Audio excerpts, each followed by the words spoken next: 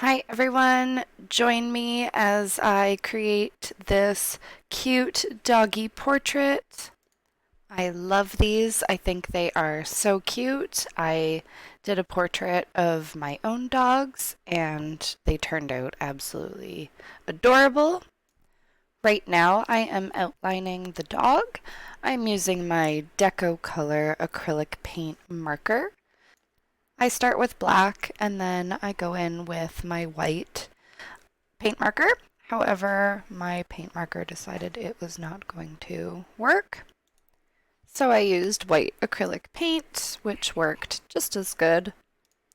I do some more outlining along with a little bit of highlighting certain areas to make it really pop and start to bring out the characteristics of the dog.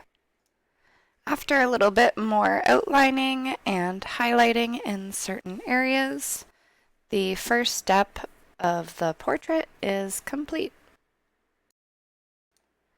Now it's time to make the background, and I am making the background by using different colored blobs of paint, and then I use a squeegee and I pull down the paper, creating colorful streaks and stripes to make the background for our portrait. And one thing about me is I do not like wasting paint, so I always try and find a way to keep using the paint that I have. So I made some extra pages because why not? You never know when you might need it. I know I will definitely use them in my junk journals. And of course, I could not help myself. I had to mix all those colors together. After I let the background dry, I have something that looks like this. And the end result is going to look something like this. I flip it over and the next step in the portrait is painting the outline. I am painting with acrylic paint and I am using the same colors that I used for the background. I like using random colors, but you can really use whatever colors you'd like. You could do rainbow colors, you could do different shades of blues, different shades of pinks. And I don't worry too much about staying within the lines. When I turn the portrait back over, you won't be able to tell if there are any mistakes. When choosing where I'm going to put certain colors, I just make sure I don't put the same colors beside each other. The dog's chest is a larger area to paint, so I decided to blend the teal and the blue together.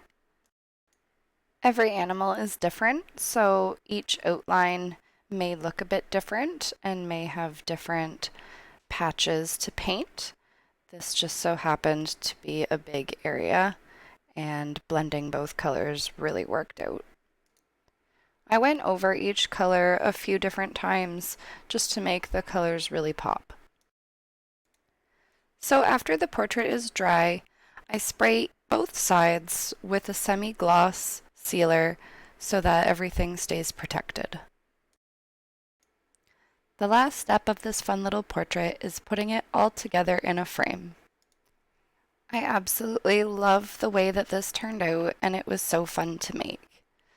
You can hang it up on the wall or stand it up on a shelf. It doesn't have to be a dog, it can be any animal. Well, have a creative day. Thanks for watching.